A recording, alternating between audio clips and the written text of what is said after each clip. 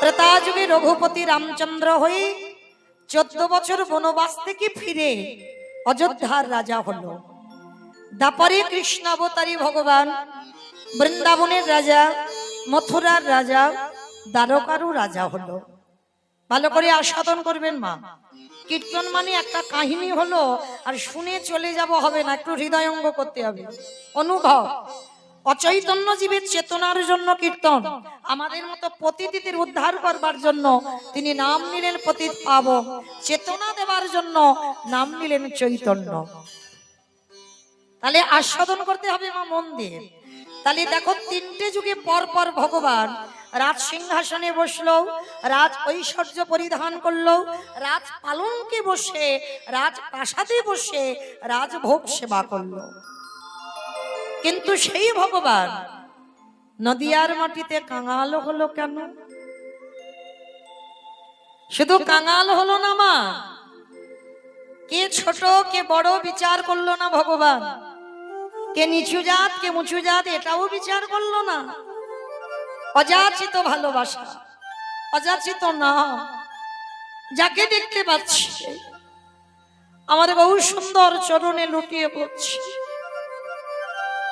একবার কৃষ্ণ বল, একবার হরি নাম বল। যে নাম শ্রবণ করলে, যে নাম উচ্চারণ করলে এই ভবজি ত্রিতাপ জ্বালা থেকে মুক্তি পায়। আধ্যাত্মিক আদি ভৌতিক আদি দৈবিক এই ত্রিতাপ জ্বালার কারোর আর ভয় থাকে না। অনায়াসে ভবনদী পার হয়ে আমার রাধা গোবিন্দের চরণ প্রাপ্তি পারি। যাকে দেখতে পাচ্ছে তার চরণে লুটিয়ে পড়ছে। কিন্তু প্রশ্ন আমার এই জায়গায়, তিনটে যুগে ভগবান ঐশ্বর্য বললো, ঐশ্বর্যে বসলো, আর কলিকালের মাটিতে ভগবান শুধু কাঙাল হলো নয়, জীবের পায়ে ধরে হাতে ধরে বলছে কৃষ্ণ বল, তাতেও হলো না। ভগবান ধুলাই গড়াগড়ি দিয়ে বলছে তোরা কৃষ্ণ বল। কেন? কারণটা কি? এর কারণটা কি জানো বাবা? যুগ ধর্ম প্রবর্তক নাম সংকীর্তন, চারি ভাব ভক্তি দিয়া নাচাই ভুবন।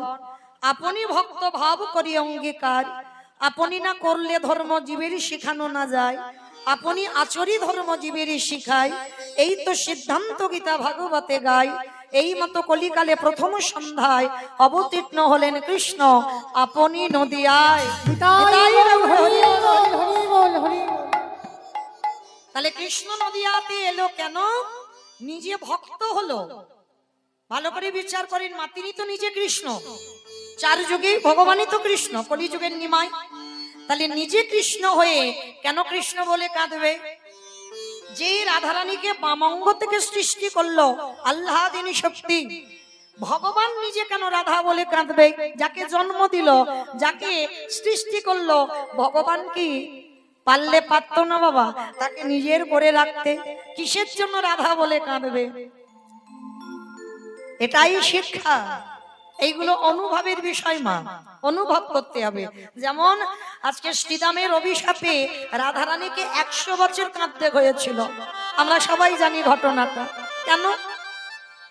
যে রাধারানী এক পলক গোবিন্দ ছাড়া চলতে পারে না, অথচ দেখো শ্রীরামের অভিশাপে 100 বছর ব্রজে বসে কেঁদেছিল। গোবিন্দ মথুরার রাজা হয়ে গেল, দ্বারকার রাজা হয়ে গেল। আমরা তো 2-4 দিন আপনজনকে ছেড়ে থাকতে পারি না, আর আমার রাধারানী 100 বছর গোবিন্দ হারা হয়েছিল। তো যেদিন আমার গোবিন্দ সনে দেখা হলো, আমার রাধারানী গোবিন্দের কাছে প্রশ্ন করেছিল, বধূ যে রাধারানী এক পলক তোমাকে না দেখে থাকতে পারত না, যে রাধারানী কলসিতে জল ভর্তি তবু জল ফেলে জল আনতে যায়, বলো না বধূ বিশ্ব ব্রহ্মাণ্ডে যা যা কিছু ঘটে সবই তো তোমার চিত্রপটে। এই ব্রহ্মাণ্ডে যা যা কিছু হয় সবই তো তোমার ইচ্ছাতে হয়। তাহলে বলো না, শ্রীরাম আমায় অভিশাপ দেবে, আমি 100 বছর কাঁদবো, এটা কি তুমি জানতে না? জগতে যদি সব তোমার ইচ্ছাতে হয়, তাহলে তুমি কি জানতে না যে রাধারানীকে শ্রীরাম অভিশাপ দেবে। কেন করলে বধূ? গোবিন্দ আমার হেসে বলেছিল, রাধে গো, তুমি হলে আমার জগতে আশ্রয় তত্ত্ব, আরে রাধে আমি হলাম জগতে বিষয় তত্ত্ব।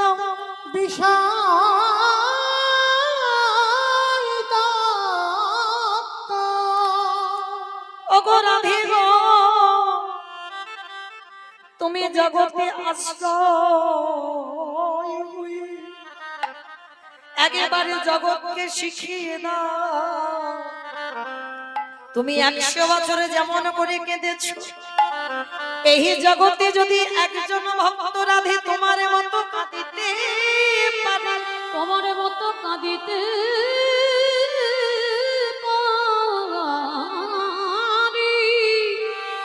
ওগো রাধে গো,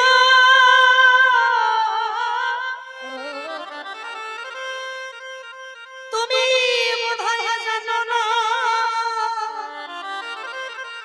এই জগতের সংসারে তোমার পাদ অনুসরণ করে যে জন হা কৃষ্ণ প্রাণ গোবিন্দ বলে কাঁদিতে পারে। রাধে তোমাকে 100 বছর কাঁদিয়ে জগতে শিখিয়ে দিলাম, তারই অচিরে কৃষ্ণ প্রাপ্তি হবে। যে জন হা কৃষ্ণ বলি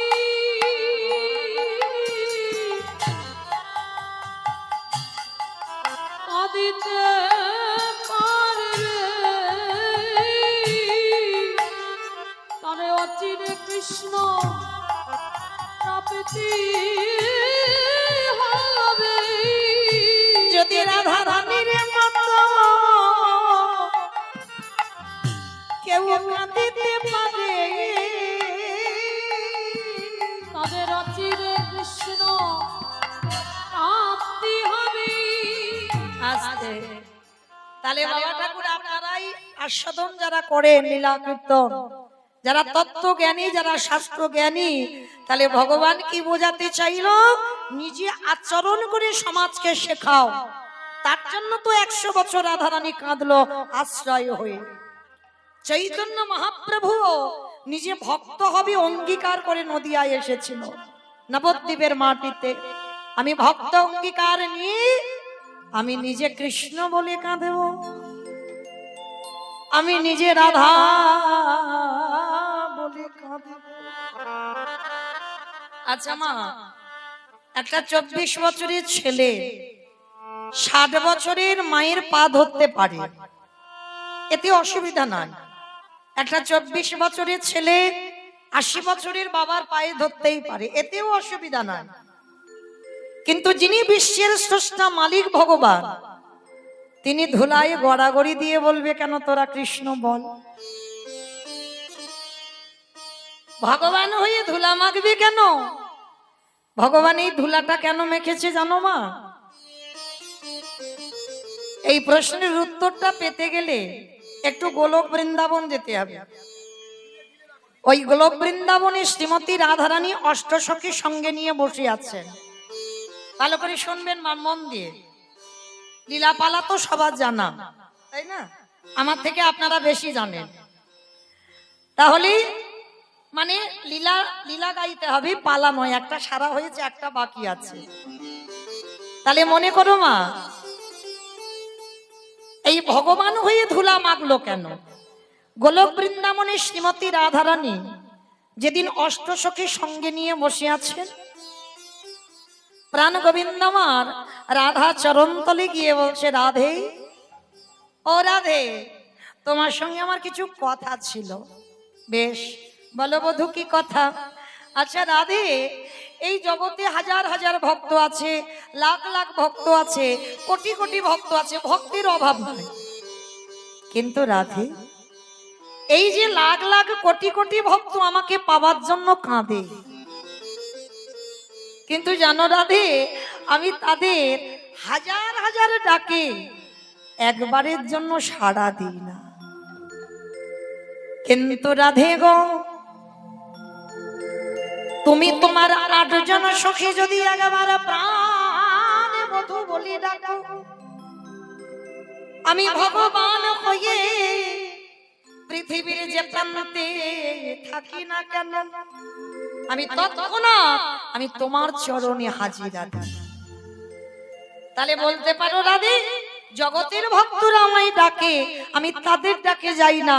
আর তুমি আর তোমার 8 জন সখী একবারে যদি কৃষ্ণ বলো, আমি মন্ত্রপুত ফণির মতো, মণিহারা ফণির মতো আমি পাগল হয়ে রাধে তোমার কাছে কেন আসি?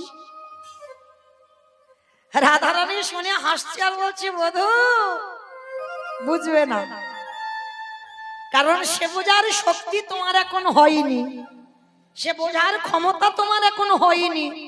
বলি রাধে তুমি বলো কি? আমি এতে চাংশুকলা পুংস কৃষ্ণেস্তু ভগবান স্বয়ং, ভাগবতী শ্লোক।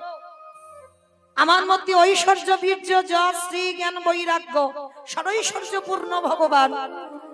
আমি 16 কলাই পরিপূর্ণ, অনিমা মহিমা প্রাপ্তি প্রকম্মা লঘিমা ঈপ্সিতা কামা বসিতা স্থিতি ঐশ্বর্য বীর্য যশ শ্রী জ্ঞান বৈরাগ্য লীলা কৃপা। আমি 16 কলাই পরিপূর্ণ, আমি 64 গুণাধিপতি কৃষ্ণ। আর আমি কিনা তোমাদের মতো 4 আঙ্গুল নারীর কথা বুঝবো না? রাধারানী হেসে বলছে, বধূ দেখতে মনে হচ্ছে আমরা 4 আঙ্গুল নারী, কিন্তু আমরা 4 আঙ্গুল নারী নয়। তুমি 16 কলাই পূর্ণ, ষড়ৈশ্বর্য পূর্ণ, 64 গুণাধিপতি কৃষ্ণ। তোমার মধ্যে সব আছে, কিন্তু তোমার মধ্যে একটা বস্তু নাই। রাধে সেটা কি? বলে বধূ তোমার মধ্যে। আচ্ছা বলো তোমা, ভগবানের ভগবান সব থেকে কাকে বেশি ভালোবাসে? সব থেকে কাকে বেশি ভালোবাসে? বলো বলো বলো। ভক্তকে। বাহ, ভক্তকে। ভগবানের সব থেকে প্রিয় সম্পদ ভক্ত। কেন ভক্ত প্রিয় সম্পদ হলো?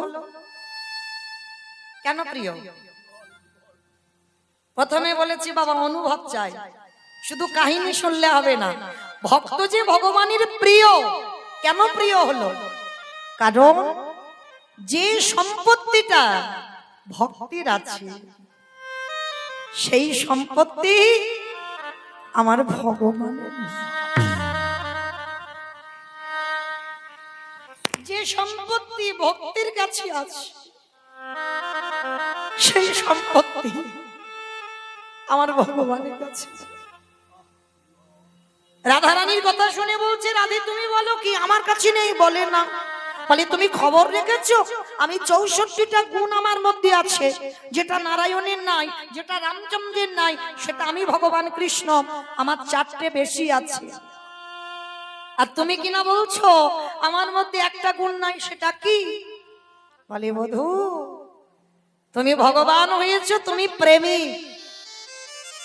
কিন্তু তোমার মধ্যে ভক্তি নাই।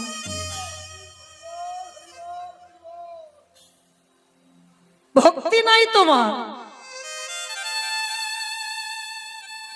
গোবিন্দ আমার বললেন অসম্ভব, আমার ভক্তি আছে। ওই 64টা গুণের মধ্যে ভক্তি পড়ে যায়, ওখানেই ভক্তি আছে। বলে না, ভক্তি যদি থাকবে,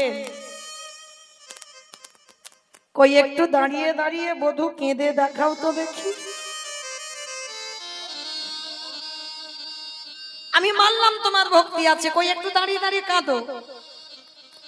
গোবিন্দ আমার করজোর করে বলছে, রাধে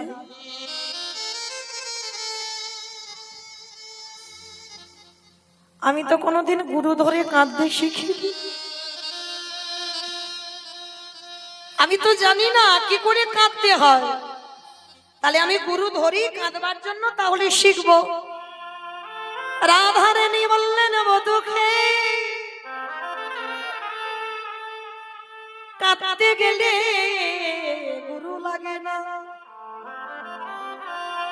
হৃদয়ে যার যার ভক্তি আছে, সে আপনি থেকে দাঁড়িয়ে কাঁদতে পারে।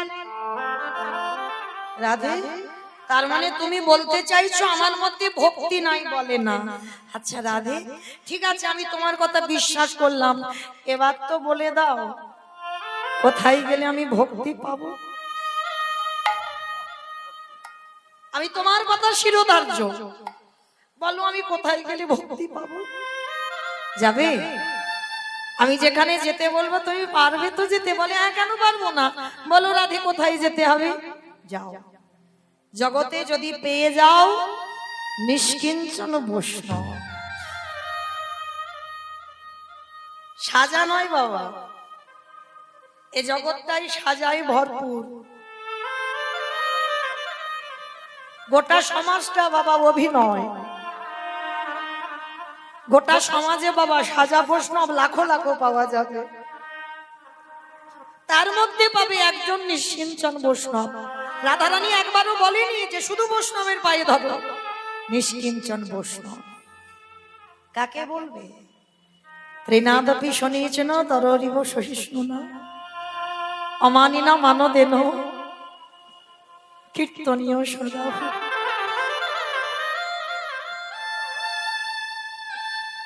ঘাসের থেকে হৃদয়টাকে আরো নরম করে দাও।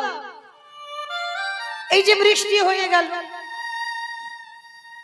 দেখো গাছ দাঁড়িয়ে আছে, গাছ একবারও বলেনি তোমরা মাথায় ছাতা ধরেছো, আমার মাথায় একটু ছাতা দাও। মাঝে মাঝে কত রোদ, গাছ ওই গরমে দাঁড়িয়ে আছে, ওই রোদে দাঁড়িয়ে আছে, গাছ বলে না আমাকে একটু এসি লাগিয়ে দাও, একটু পাখা লাগিয়ে দাও, কারণ আমি তো তোমাদের কত কত অক্সিজেন দিচ্ছি। গাছ কোনোদিন অহংকার করে না বাবা যে আমি তোমাদের এত কিছু দিচ্ছি, যেটার জন্য তোমরা বেঁচে আছো, তবু তোমরা মূর্খ জীব আমার ডালপালাগুলো কেটে দিচ্ছ, ছিটে দিচ্ছ। বৈষ্ণবে যে হবে তার এইভাবে সহিষ্ণুতা অর্জন করতে হবে। হাজার কটু কথা বলবে, হাজার কলঙ্ক রটবে, হাজার কটু ভাষা বলবে, তবু বাবা তোমাকে দাঁড়িয়ে থাকতে হবে। কেন? আমার তো পরিচয় জগতে কেউ কারোর নয়, আমার একটাই পরিচয়, আমি হলাম কৃষ্ণ চরণের দাস। রাধে গো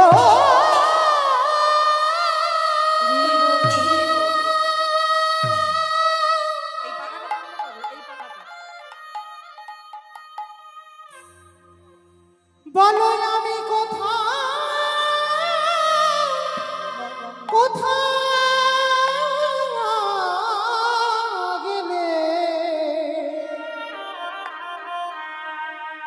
শুদ্ধ ভক্ত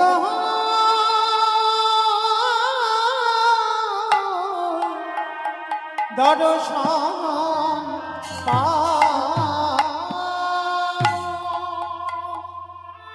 রাধে একেবারে বলে দাও, এই জগতে নিষ্কিঞ্চন বৈষ্ণব আমি কোথায় পাবো? যাবে? ভগবান কৃষ্ণ ভক্ত খুঁজবার জন্য সারা বৃন্দাবন ঘুরছে, প্রকৃত বৈষ্ণব পাচ্ছে না। আর যখন প্রকৃত বৈষ্ণব পাচ্ছে না, ভগবান কি করেছে? একটা জায়গায় দাঁড়িয়েছে বাবা, যে জায়গাটার নাম হলো হস্তিনাপুর। অমাইরা নাম শুনেছেন হস্তিনাপুর? কিসে শুনেছেন? মহাভারত। মহাভারতে হস্তিনাপুর কুরু পক্ষে ছিলেন পিতামহ ভীষ্ম, আর পাণ্ডব পক্ষে ছিলেন ভগবান কৃষ্ণ। যখন কুরুক্ষেত্রের মাঠে যুদ্ধ হচ্ছে, দুর্যোধনের সৈনিকরা বারবার মরে যাচ্ছে একটা একটা করে প্রতিদিন যুদ্ধে।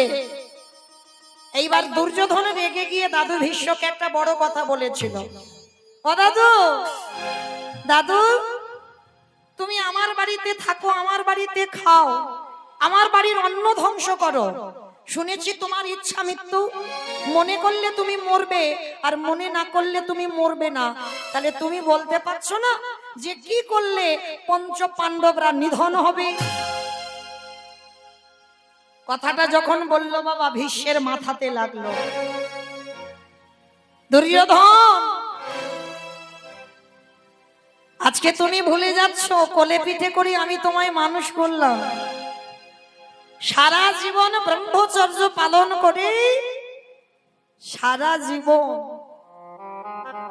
সংসার না করে আমি নিজের হাতে কোলে পিঠে তোদেরকে মানুষ করলাম। তাহলে যাদের জন্য আমি বিয়ে থা করলাম না, যাদের জন্য আমি সংসারী হলাম না, সেই তোরাই বলছিস আমি অন্ন ধ্বংস করি। বেশ, আমি কথা দিলাম আজকের রাত 12টার সময় আমি ধ্যানস্থ হব। আর যখন আমি যোগ সাধনায় বসবো, দুর্যোধন তোমার স্ত্রীকে তুমি আমার কাছে পাঠিয়ে দিও। দিলে কি হবে দাদু? না পঞ্চ পাণ্ডবদের মৃত্যু পান আমি তোমার স্ত্রীর হাতে তুলে দেব। বাবা এই কথাটা শুনলে কার না আনন্দ হয়? পাণ্ডবদের মৃত্যু পান আমার স্ত্রী ভানুমতির হাতে আছে। আনন্দে গদগদ হয়ে একেবারে ছুটতে ছুটতে ভানুমতির কাছে গেছে। ও ভানু, ভানু। যেই না ভানু ভানু বলে ডাকছে, ভানুমতি বেরিয়ে এসেছে। কি গো, কি ব্যাপার? সন্ধ্যা হয়ে গেছে, এত রাত্রিবেলা তুমি তো কোনোদিন ভানু ভানু বলে ডাকো না, কি হয়েছে? ও ভানু, ভানু গো যাও, আজকে না আমার দাদু তোমাকে একবার দাদুর ঘরে যেতে বলেছে। বলে কেন? বলে জানি না, তুমি একবার যাও, গেলেই বুঝতে পেরে যাবে। ভানুমতি তো শোনার সঙ্গে সঙ্গে চমকে উঠেছে। বলে তোমার মাথা ঠিক আছে তো? তোমার দাদু সংসার করেনি, বিয়ে থা করেনি, আর একটা যৌবন বয়সের নাত বউকে রাত 12টার সময় যেতে বলছে। আর তুমি কি না বলছো আমি যাব এই যৌবন বয়সের নাত বউ রাত 12টার সময়? শোনো, তোমার যদি ইচ্ছে করে তো তুমি তোমার দাদুর ঘরে যাও, আমি তোমার দাদুর ঘরে যাব না।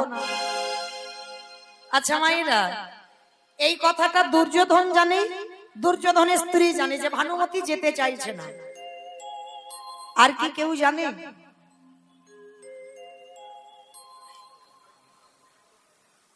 সবার চোখে ধুলো দেওয়া যায়, একজনের চোখে তো অসম্ভব। যে বেটা ওই মন্দিরের ভিতরে বাঁশিটা বাজাচ্ছে, সোজা না, সবাইকে দর্শন করছি কি করে দেখি হরি মঞ্চে বসে। কে আন ভাবনায় ডুবে আছে, কে কীর্তনে ডুবে আছে, কে হেসে গেল, কে কেঁদে গেল, কে গল্প করে গেল, সবটা ভগবানের হিসাব। তো এইবারে যেই না রাত 11টা বাজে, 12টায় ধ্যানস্থ হবে, আশীর্বাদটা 12টায় দেবে, গভীর রাত্রিবেলা। আর ভানুমতি জেদ ধরে বসেছে আমি যাব না, ওই আইবুড়ো দাদুর ঘরে রাত 12টার সময় যৌবন বয়সের নাত বউ যাব না, তুমি যাও। কিছুতে তো ভানুমতিকে বোঝাতে পারছে না। আর সেই সুযোগে ভগবান মনে মনে ভাবছে আমাকে একটা কাজ গোছাতে হবে। ভগবানের মতো চাতুরালি বাবা আর কেউ জানে? কি গো, চালাকিটা অপরাধ, চাতুরালিটা না। ভগবান সর্বদা ভক্তের সঙ্গে চাতুরালি করে, চালাকি করে না। চালাকিটা অপরাধের মধ্যে পড়বে বাবা, চাতুরালিটা অপরাধ নয়। এইবার যেই না ভগবান কৃষ্ণ রাত 12টায় যেতে হবে, এখন বাজে রাত 11টা, আর 11টার সময় ভগবান গিয়ে দাঁড়িয়েছে সখীর দরজায়। বাবা মহাভারতে কৃষ্ণ কাকে সখী বলতো? দ্রৌপদী। আর আমার কৃষ্ণ, কৃষ্ণকে দ্রৌপদী সখা বলে ডাকতো। রাত 11টা বাজে ভগবান গিয়ে সখীর দরজায় ধাক্কা দিচ্ছে। সখী,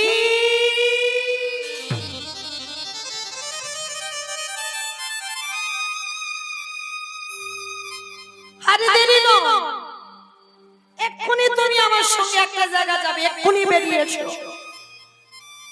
রাত 11টা বাজে বাবা, ভালো করে বুঝবেন মা, কোন পরপুরুষ যদি রাত 11টার সময় দরজা ধাক্কা দিয়ে বলে সখী তোমার সঙ্গে খুব দরকার, এক্ষুনি তুমি আমার সঙ্গে যাবে, কোনো প্রশ্ন নয়, আমি যেতে বলছি যাবে। কি মায়ের আমরা চলে যাব?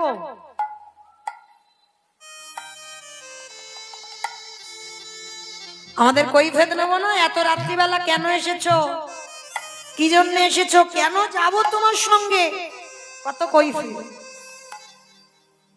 কিন্তু এটা জড় জগতের কৈফিয়ত। আপনারা কৈফিয়ত নেবেন, আমরা কৈফিয়ত নেব। কিন্তু দ্রৌপদী যে তত্ত্ব বুঝেছে সেই তত্ত্ব আমরা এখনো বুঝতে পারছি।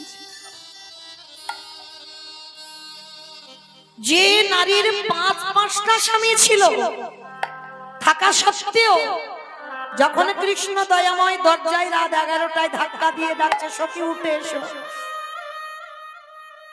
দ্রৌপদী পঞ্চস্বামীর চরণ ছেড়ে দিয়ে দরজায় এসে দাঁড়িয়ে গেল।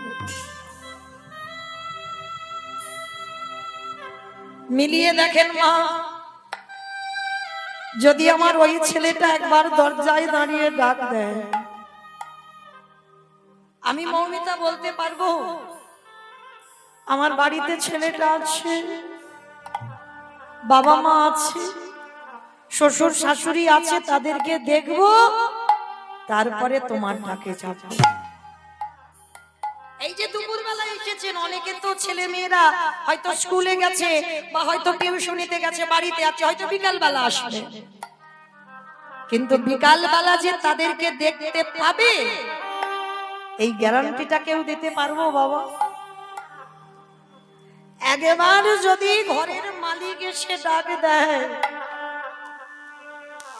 দুপুর 12টা, বিকাল 4টে, রাত 10টা, যে কোনো টাইমে যদি ঘরের মালিক ডাক দেয়, কে বলো বন্ধু,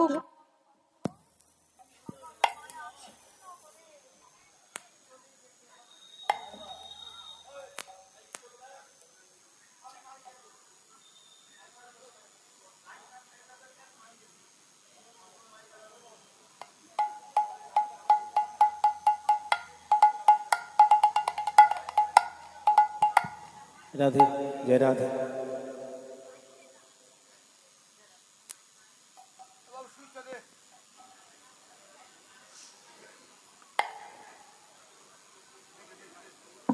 হরে কৃষ্ণ। নিতাই গৌর প্রেমানন্দে, হরি বল হরি বল হরি বল।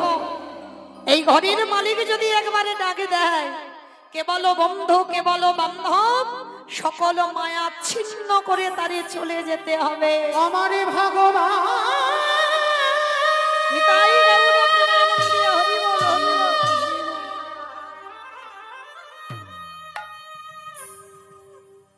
যেদিন ধরে বাঁশি বাজাবি,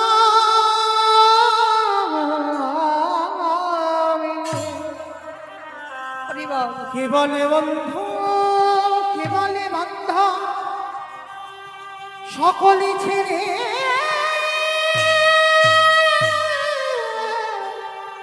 যেতে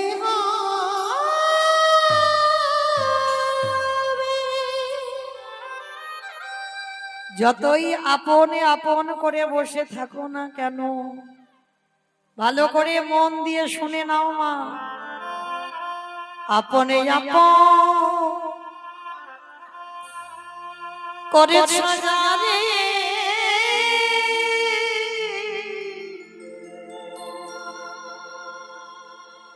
বন্ধু সে তো আপনে ধিনি ফুরালে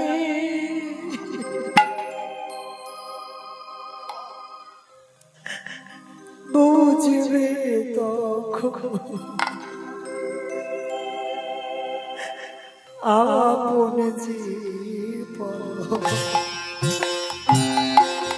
মনে রে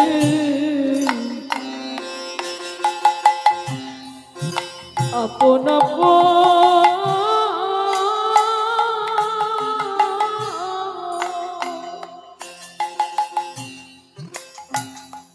আপন আপন করেছ রে,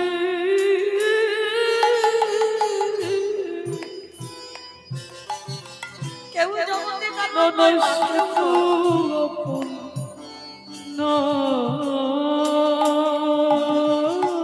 সময় থাকতে কৃষ্ণ চরণ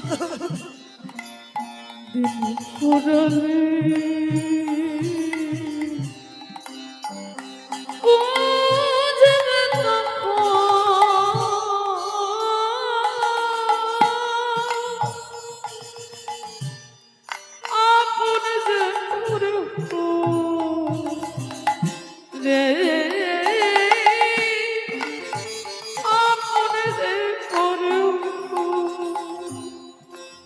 ভাই বলো বন্ধু মানা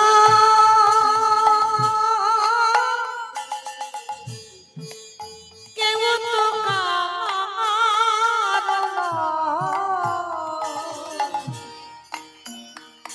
ওরে মা কেউ তো কারণ ওরে মনা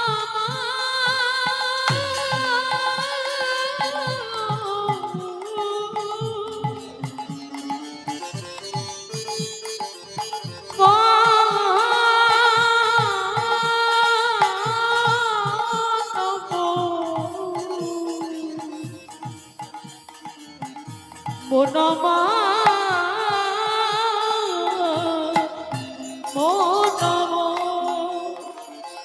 ভাই বলো বন্ধু বলো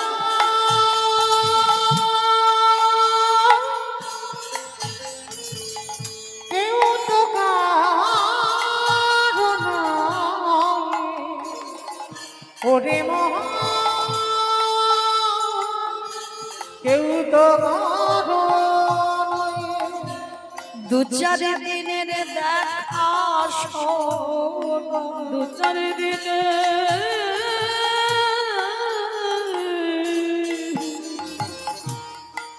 দেখো শোনো ওগো পথের পরিচয় কেউ তো কারো নয় নিতাই রঘুনাথ প্রেমানন্দী হরি বল হরি বল কারো নয় ওরে মনা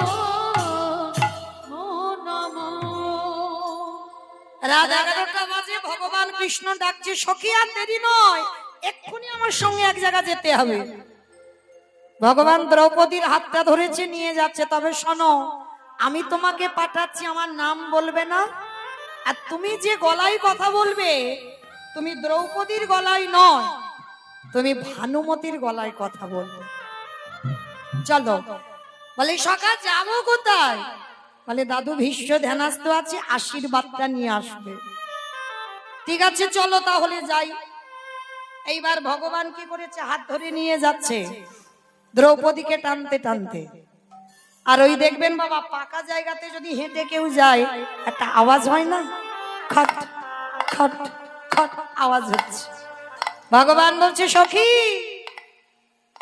তোমার জুতো জোড়া একটু দরজায় খুলে দাও খুলে তুমি খালি পায়ে যাও ঠিক আছে সখা তুমি যখন বলছো আমি জুতো জোড়া খুলে দিচ্ছি তবে শোনো আমার জুতো দুটো এখানে রইলো তুমি দেখে রেখো আমার জুতো দুটো যেন কেউ নিয়ে চলে না যায় কেমন তুমি আমার জুতো দুটো মনে এখানে বসে থেকো চমকে উঠলো ভগবান এ কত বড় ভক্ত এ কেমন প্রেম এ কেমন ভালোবাসা যে আজকের আমার কাছে জুতোর দায়িত্ব এটা সম্ভব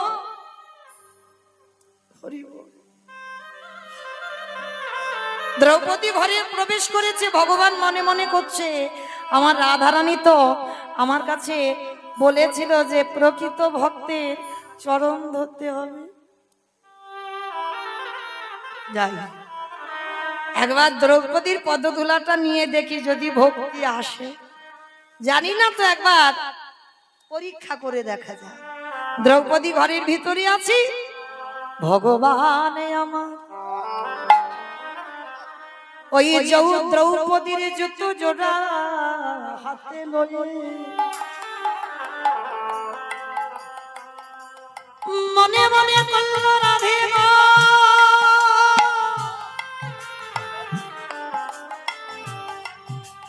এইবার আমি একবারে দেখতে চাই ভক্ত পদ ধুলা নিলে ভক্তি আসে কিনা। এইবার ভগবান জুতো দুটো যেই না বুকে ধরেছে, যে ভগবানের ভক্তি ছিল না, যে ভগবান কোনদিন কাঁদতে পারত না, যেই না জুতোটা বুকে ধরলো ভগবানের নয়ন হতে আপনি পারি বিগলিত হলো। ও গোসাই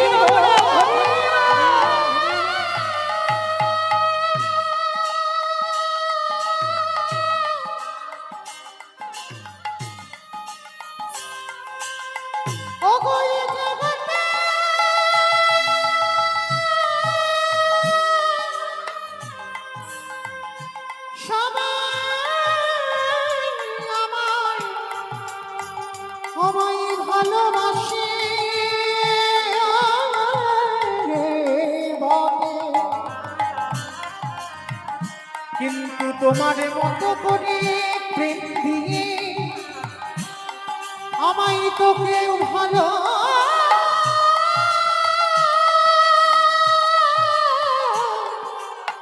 ভালোবাসে।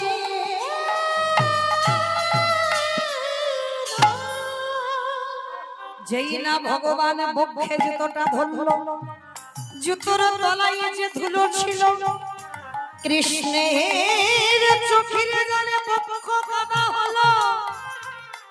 ওই কাদা গড়াতে গড়াতে নাভি কমলে এলো, নাভি কমল থেকে জানদেশে এলো, ওই জানদেশ থেকে আজ ধরণীটা ভেসে এই কেমন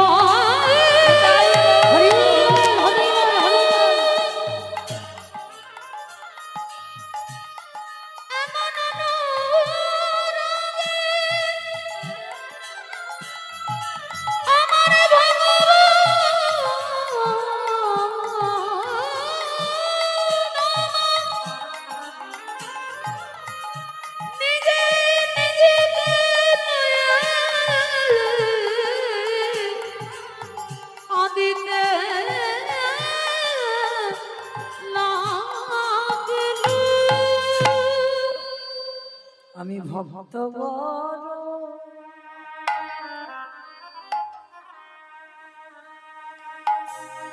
ও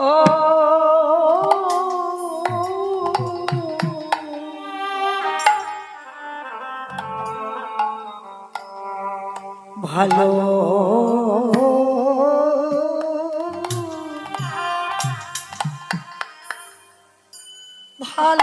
ভালোবাসি, তাই তো যুগে যুগে বল হরি বল হরি বল, তাই গৌর প্রেমানন্দে হরি বল। ভক্তের কাছে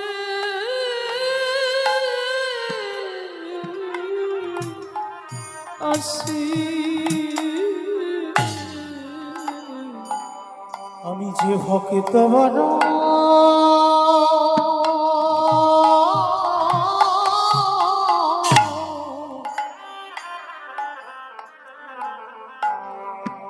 বড় ভালো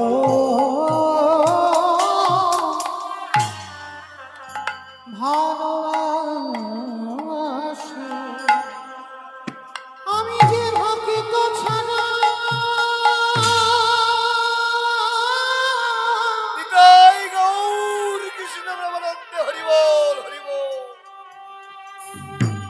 আমি যে ভক্ত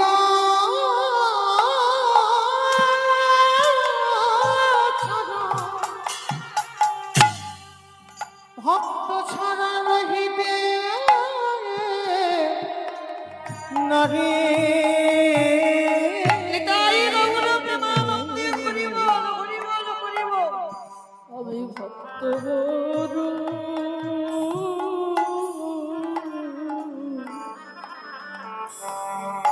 ভালো যে জনে নয় নিতাই গৌর হরি।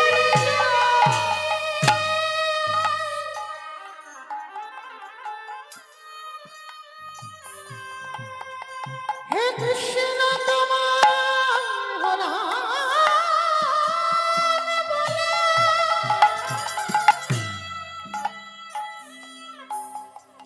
একেবারে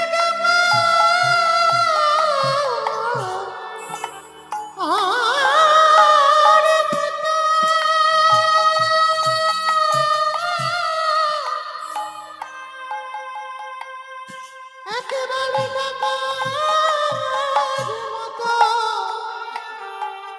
প্রকৃতি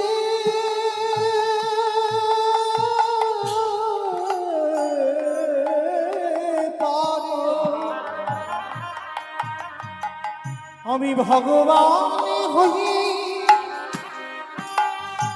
সেই ভক্তি জানে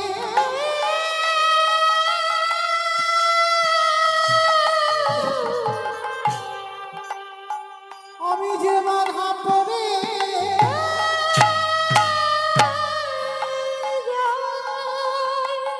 আমি ভক্ত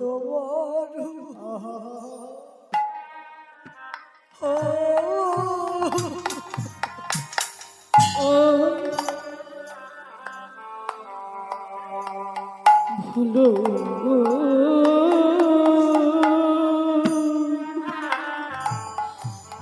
ভালো যে করে আমার আশ, তারে করে সর্বনাশ, তবু যদি না ছাড়ে আমার পাশ, তারে পরে হই আমি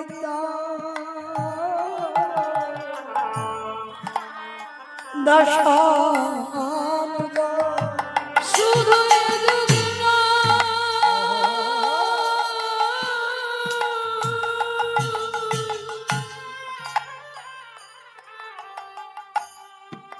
প্রতি যুগে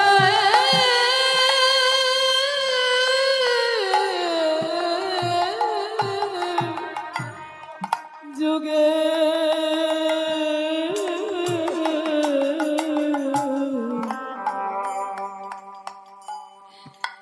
আমি ভক্ত বড়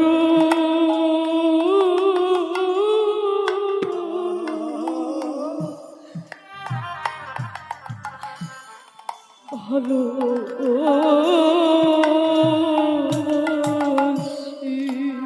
শুধু ভক্ত নয়,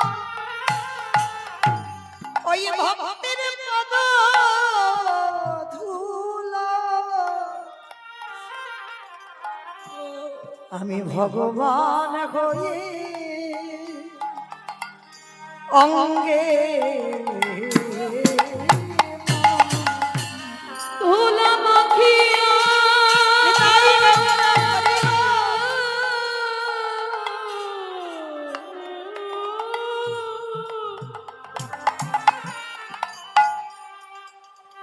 নয়ন জলে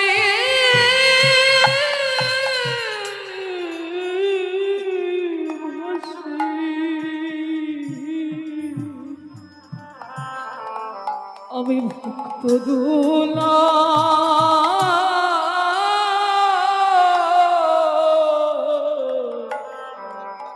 অঙ্গে মাখি ভগবানের যেই না নয়নের থেকে অঝরে বাড়ি, যেদিন রাধা রানী বলেছিল বধূ কেঁদে দেখাও, হরি বল মা বসো, এখন বসো বসো, যখন বলেছিল রাধা রানী গোবিন্দকে একবার কেঁদে দেখাও, সেদিন কাঁদতে পারিনি, কিন্তু আজকে যেই না দ্রৌপদীর জুতোটা বুকে নিয়েছে, আপনি থেকে ভগবান অঝরে কাঁদছে। ভগবান জুতোটা নিয়ে চমকে উঠেছে, রাধে তার মানে আজ আমি প্রমাণ পেলাম, প্রকৃত ভক্তির পদধূলা যদি অঙ্গে নেওয়া যায় ভক্তি আসে। ভগবান কাঁদছে, দ্রৌপদী আড়াল থেকে দেখতে পেয়েছে কৃষ্ণ কাঁদছে। দ্রৌপদী এখনো যায়নি দাদুর ঘরে, কৃষ্ণের দিকে তাকিয়ে বলছে, সখা এটা তুমি কি করেছো? তুমি আমার জুতোটা চুরি করলে কেন?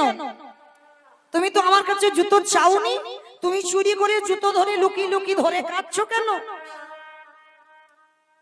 কি বাবা, ভগবানের কে বলছে আমার জুতোটা চাওনি, তুমি না বলে নিয়েছো মানে চুরি করেছো। ভগবান অপলক নয়নে দ্রৌপদীর পানে চেয়ে আছে। সখী আমি চুরি করেছি? হ্যাঁ তুমি চুরি করেছো, তুমি তো চাওনি আমার কাছে, তার মানে চোর। সখী আমি তোমার কাছে জুতোটা চাইলে তুমি দিয়ে দিতে, কেন দেব না সখা? তুমি আমারে ভুলে যেতে পারো, আমি তো তোমায় ভুলি না। আমি অজনী সম্ভবা, আমার আগুন থেকে আমার জন্ম, যেদিন থেকে আমার জন্ম হয়েছে আমার এই দেহ মন প্রাণটা সব তোমার চরণে দিলাম।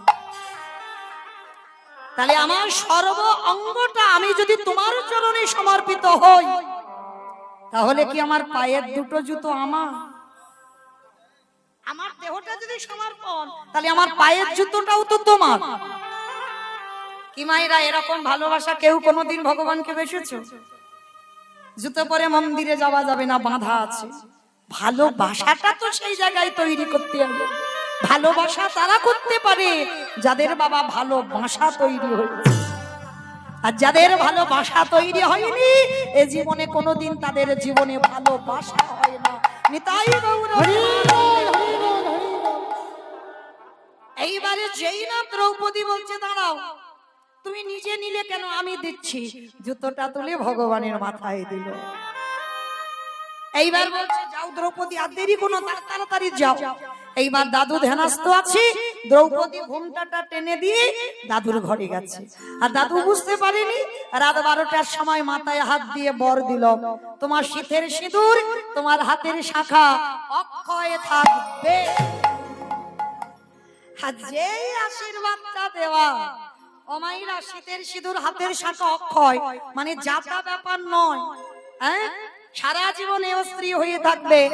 এইবার যেই না এই আশীর্বাদ পেয়েছে, দ্রৌপদী একেবারে আনন্দে লাভ। আমার এত ভালো আশীর্বাদ, আর নকল গলা থাকে, আর দ্রৌপদীর গলাটা বেরিয়ে গেছে, মানে আনন্দে নেচে উঠেছে, দ্রৌপদীর কণ্ঠ বেরিয়ে গেছে, ধরা পড়ে গেছে। এবার যেই না ভীষ্মের কাছে ধরা পড়ে গেছে, ভীষ্ম তো ধ্যানস্থ ছিল, চমকে উঠেছে, কি এটা তো দ্রৌপদীর গলা। নয়ন মেলে দেখে না দ্রৌপদী দাঁড়ায় আছে। একই সত্যি করে বলো, কে তোমারে এখানে পাঠিয়েছে?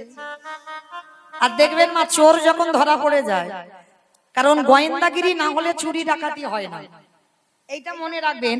কারা কতটুকু কাদের অভিজ্ঞতা আছে আমার জানা নাই, তবে আমার অভিজ্ঞতা খুব ভালো করে আছে। গোয়েন্দাগিরি না হলে চুরি ডাকাতি হবে না। আর যে গোয়েন্দাগিরি করবে বাবা, সে কোনোদিন চুরি করতে ঢুকবে না।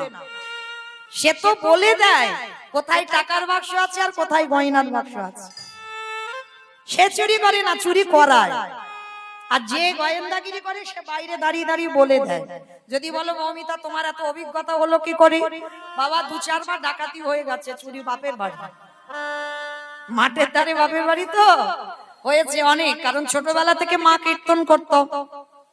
তা কোথায় টাকার বাক্স আর কোথায় গয়নার বাক্স, মানে দিদির বিয়ে দেবে বলে গয়নাগাটি সব রেডি হয়ে গেছে। তার মানে সে যে চুরি করিয়েছে সে ভালো করে জানে যে সোনা গয়না তৈরি হয়ে গেছে, এইবার চুরিটা করতে হবে। হ্যাঁ, তা এইবার দেখেন চুরিটা কি করে হলো। 2টো ঘর ছিল অনেকদিন আগে, সেই 2টো ঘরে একটা ঘরে আমাদের সবার দিয়ে বন্ধ করে দিয়েছে, আর যে ঘরে টাকা গয়না আছে একই জায়গা ছিল। বারবার যে গোয়েন্দাগিরি করছে আমরা শুনতে পাচ্ছি কানে, বারবার ওই পোঠের আড়াল থেকে বলছে ওই যে খাটের তলায় যে বাক্সটা, ওই বাক্সের কাছে যা। তার মানে গোয়েন্দাগিরি তো করেছে, তবে তো চুরি ডাকাতি হয়েছে। তা আমার ভগবান তো চোরের মাস্টার, চোরের সর্দার। তা বারবার দ্রৌপদীকে জিজ্ঞেস করছে ভীষ্ম, কে তোমাকে পাঠিয়েছে? আর এদিকে ভগবান আড়াল থেকে বলছে বলবে না, আমি যে পাঠিয়েছি বলবে না। আর বারবার চোর ধরা পড়ে গেছে, দরজার দিকে তাকাচ্ছে। ভীষ্ম বলছে ওই দিকে কি দেখছো, আমার দিকে চেয়ে বলো কে তোমারে পাঠিয়েছে। আর ওদিকে ভগবান তো বলছে চুপ, বলবে না। আর দ্রৌপদী কোন দিকে যাবে বলতে পারছে না। কিন্তু ভীষ্ম কি বাবা সত্যি জানে না? যার ইচ্ছা মৃত্যু, আজীবন ব্রহ্মচর্য পালন করলো, তার ভজন কতটা সে জানে না? ও সে জানে না বাবা যে আজকে কিসের জন্য ভগবান বাইরে দাঁড়িয়ে আছে। বিবেক বলছে দংশন করছে। বিশ্বদেবে এক পা দুপা করে যেই না গিয়ে দাঁড়াইছে, দেখে না কৃষ্ণ ভীষ্ম করজোর করে বলছে কৃষ্ণ দরজা তো খোলা ছিল, তা দ্রৌপদীকে যেতে বললি, তা তুই বাইরে কেন, তুই ভিতরে ঢুকলি না?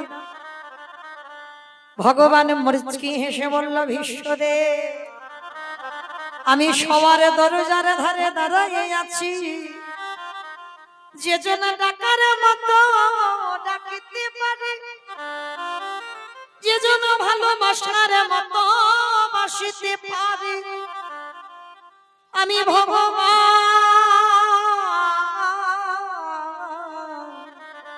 হয়ে কি আর রহিতে পারি? এখানে দাঁড়িয়ে আছি কেন জানো? তোমার এখনো তো সঠিক ডাক হয়নি। ভগবান সবার দরজায় দাঁড়িয়ে আছে।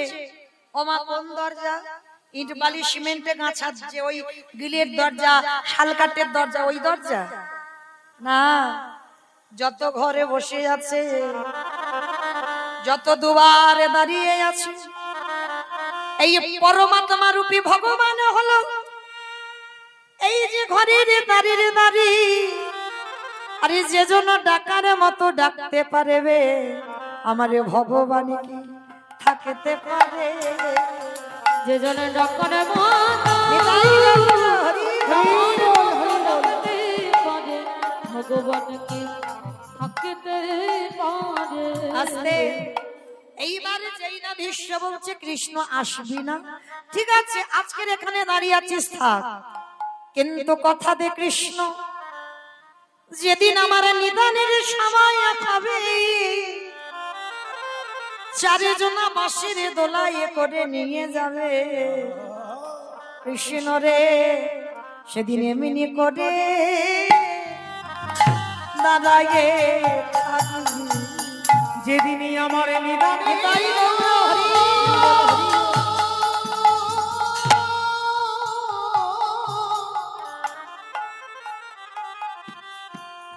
যেদিনই আমার নিদান সময় হবে, সেদিন এমনি করে দাঁড়ায়ে থাকবে। সেই ভীষ্ম যেদিন মনে করেছিল বাবা দেহ ত্যাগ করব, সেদিন আমার কৃষ্ণ দাঁড়িয়ে ভীষ্মকে প্রশ্ন করেছিল বলো তুমি আমার কোন রূপ দেখবে? বৃন্দাবনের কৃষ্ণ রূপ, না দ্বারকার কৃষ্ণ রূপ, না মথুরার কৃষ্ণ রূপ? সেদিন ভীষ্ম করজোর করে বলল কৃষ্ণ দয়াময়,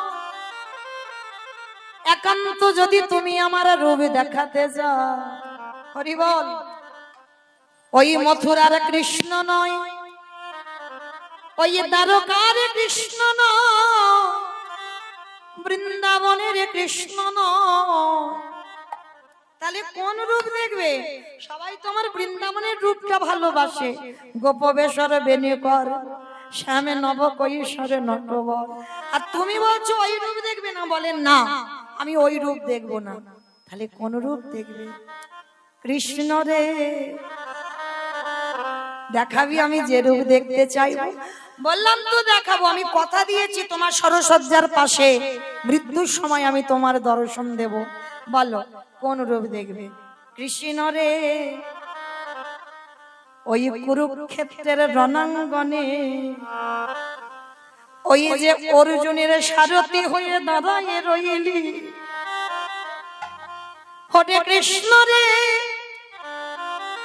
ওই রূপ দেখে আমার কি মনে হলো জানিস সত্য ত্রেতা দাপরিতে আমি যুগে যুগে দেখলাম ভক্ত ভগবানের চরণে নিচে বসে কাঁদে, আরে কুরুক্ষেত্রের রণাঙ্গনের সামনে থেকে দর্শন করলাম অর্জুন দাঁড়িয়েছে উপরে, তুই ঘোড়ার লাগাম ধরে নিচে অর্জুনের চরণ তলি আছিস।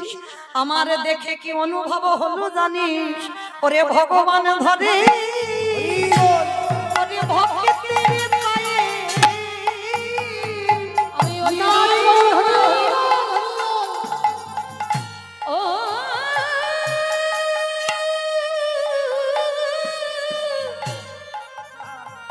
আমি ওই রূপে বড় বড় ভালোবাসি। ও যে ভগবান ধরে ভক্তির পায়ে। তাই কৃষ্ণ তোর কাছে আমি জানাই লাগলাম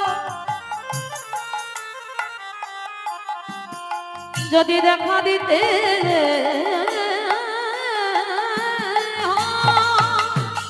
হরি বল হরি বল হরি বল। তবে আমার নিদানের দিন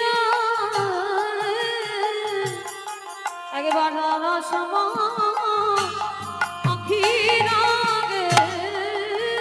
ওরে কৃষ্ণ রে ওই কুরুক্ষেত্রের ওই রূপ আমি কেন দেখব জানিস? আমার মনে হয় এই কলিযুগে যদি কোনো অর্জুনের মতো একজন ভক্ত তোকে ডাকার মতো ডাকিতে পারে, তুই তার দরজাতে দাঁড়াই থাকবি। যদি কেউ ডাকতে পারে তুই তার দরজাতে ওটা দাঁড়ায় থাকবি। আস্তে তাহলে সেই ভগবান আমার প্রমাণ পেয়ে গেল মা, প্রকৃত ভক্তের যদি পদধূলা নেওয়া যায় ভক্তি আসবে আসবে আসবে। গোবিন্দ মা সারা বৃন্দাবন ঘুরেছে, বৈষ্ণব পাইনি, শেষে একটা বৈষ্ণবী পেয়েছে। আমাইরা বৈষ্ণবীটাকে আমি বলবো না, আপনারা বলবেন। বৈষ্ণবীটাকে জানো? আমি উদাহরণ দিই, পিছন থেকে চুরি করে পাত ধোলাটা নিয়েছিল কৃষ্ণ। যে কৃষ্ণ কাঁদেলে কাঁদে, যে কৃষ্ণ হাসলে সেও হাসে, যার কৃষ্ণ মায় জগৎ কৃষ্ণ কামনা শিরোমণি রমণী রতনমণি ভুজঙ্গহারা ভুজঙ্গিনী প্রেমে সমগ্রের মোনালিনী গাম্ভীর্য শালিনী। আমার সে বৈষ্ণবীটা কে গো? বৈষ্ণবীটা কে? রাধে গো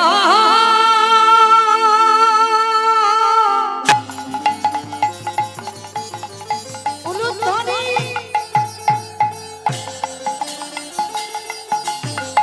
ও রাধে গো,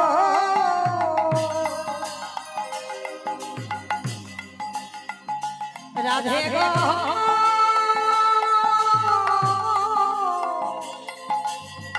ও রাধে গো, ও রাধে গো,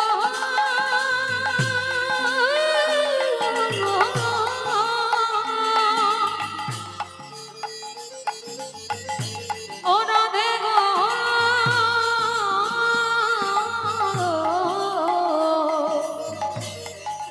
রাধে গো, রাধে গো। আস্তে গোবিন্দ আমার বুঝতে পারিনি, পিছন থেকে রাধারানী পাত ধুলাটা নিয়েছে, আর যেই না নিল আমার কি হয়েছে জানো? কালো ছিল ফর্সা হলো, কালো ছিল ফর্সা হলো, মূর্খ ছিল পণ্ডিত হলো, মূর্খ ছিল পণ্ডিত হলো, চোরে ছিল সাধু হলো, চোরে ছিল সাধু হলো, বাঁকা ছিল সোজা হলো। বাঁকা ছিল সোজা হলো। ভগবান মনে মনে ভাবছে হায় হায় হায় হায় হায়, একটা মেয়ের চরণ ধুলা নিয়ে আমার কত পরিবর্তন। এইবার যদি আমি হাজার বৈষ্ণবের পদধূলা পাই, না জানি আমার কত পরিবর্তন হবে। তাই ভগবান লোভে পড়ে শ্রী রাধা পুণ্যয় মহিমা কৃতিশোভা নৈব সত্য জনাদ্ভূত মধুরিমা কৃতিশোভা মদীয় সৎকঞ্চস্য মদন ভাবত তত ভাবাড্ড সমজনী সচি গর্ভ সিন্ধু হরিন্দ গোবিন্দের গো আরে শ্রীমতী রাধা রানীর রানী। হাজার বৈষ্ণব কোথায় পাবো? এই নদিয়াতে খোদাই হলো মুখে রাধা রাধা বলে এই নদিয়াতে এসে দাঁড়ালো।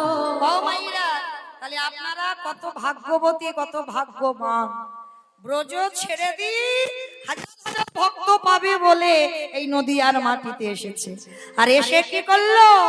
কেহ বলে পুরবেতি রাম নবধিলা, কেহ বলে পুনবিতি আমা উলু কই? কেহ বলে পুরবেতি রাম নবধিলা, কেহ বলে পুনবিতি আমার গোনানি গুনা গুনা গুনা গোনানি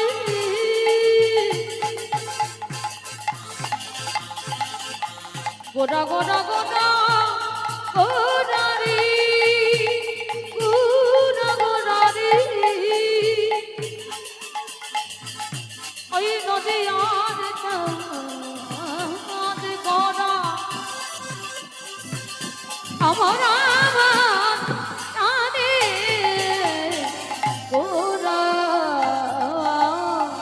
কেহ বলে পুনাবেতে রাম নবধিলা, অগোলকের বৈভব লীলা প্রকাশ করিলা, ওই গোলকের বৈভব লীলা প্রকাশ করিলা, ওই গোলকের বৈভব লীলা প্রকাশ করিলা।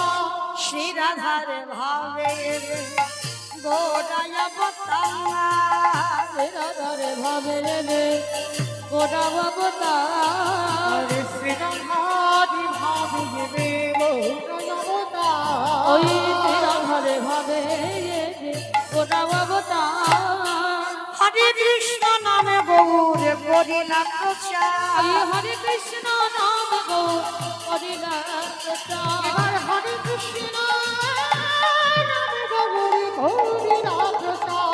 এইবার লীলা প্রকাশ হলো, এইবারে লীলা প্রকাশ হলো, এইবার লীলা প্রকাশ হলো, এইবারে লীলা প্রকাশ হলো, গোলকের বৈভব লীলা প্রকাশ করিলা, এই গোলকের বৈভব লীলা প্রকাশ করিলা, ওই গোলকের বৈভব লীলা প্রকাশ করিলা।